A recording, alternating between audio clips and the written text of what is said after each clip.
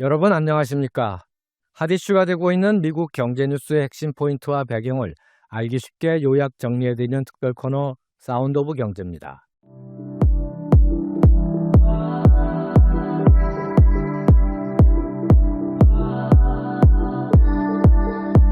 8월로 접어든 현재 도널드 트럼프 대통령의 모습을 보면 득의양양이란 말 그 자체입니다. 여러분 모두 잘 아시다시피 득의양양은 뜻한 바를 이루어 우쭐거리며 뽐낸다는 뜻이죠. 그럴만도 합니다. 초등학교 산수 문제 풀듯이 나눗셈 한 번, 곱셈 한 번으로 단순하게 도출해낸 상호 관세율을 각 나라를 향해 내던져 대대적인 성과를 거뒀으니까요.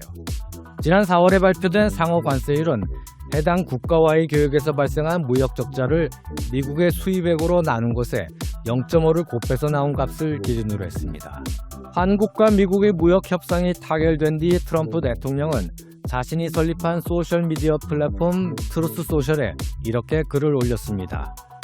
한국이 하기로 한 3,500억 달러의 투자는 미국이 소유하고 통제하며 대통령인 내가 선정하는 곳에 하게 된다고 했습니다. 이게 무슨 말입니까? 그가 쓴 영어 표현 그대로 다시 한번 보자면 3,500억 달러의 투자를 말하면서 By myself가 나오고 as president가 나옵니다. 미국을 위해 애쓴 자신의 업적이라고 한껏 광을 낸 표현이죠. 게다가 트럼프 대통령이 쓴 문장을 보면 한국은 투자의 주체임에도 미국과 미국 대통령의 뜻에 꼼짝 못하고 휘둘리는 핫바지 같습니다. 하워드 러트닉 상무장관도 묘한 말을 남겼습니다. 그는 예전의 트위터인 X에 관세 협상 타결 소식을 전하면서 한국의 3,500억 달러 투자와 관련해 투자처는 트럼프 대통령의 지시에 따라 이뤄질 것이라고 밝혔습니다. 역시 한국을 하수인 취급하는 느낌입니다. 또한 90% of the profit going to the American people, 즉 투자에서 나오는 이익의 90%는 미국 사람들에게 돌아간다고 했습니다. 투자를 왜 하는지 그 의미를 알 수 없게 만드는 묘한 워딩입니다. 이와 관련해 김용범 대통령실 정책실장은 누가 얼마를 투자한다는 것 자체가 특정이 안 됐기 때문에 이익의 90%라는 것을 합리적으로 추론하기는 쉽지 않다면서 내부적으로 해석하기로는 재투자 개념일 것 같다고 말했습니다.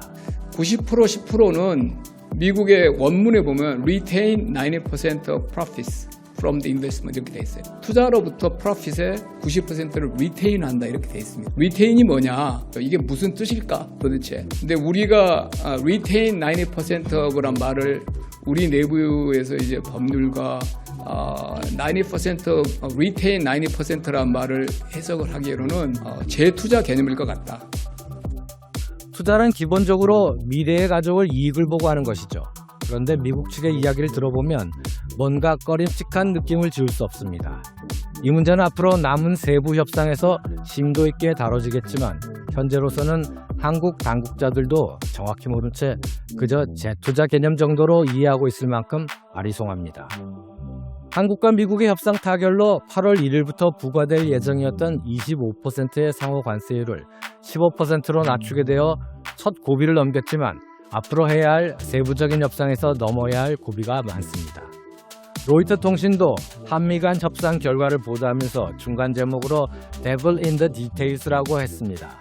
흔히 말하는 악마는 디테일에 있다는 표현을 통해 한미 한국이 앞으로 세부 사안들을 놓고 벌일 협상에 난관이 도사리고 있음을 지적한 것이죠. 한국에서는 이번 협상 결과를 놓고 대체로 한국이 선방했다는 긍정적인 평가가 우세한 것 같습니다.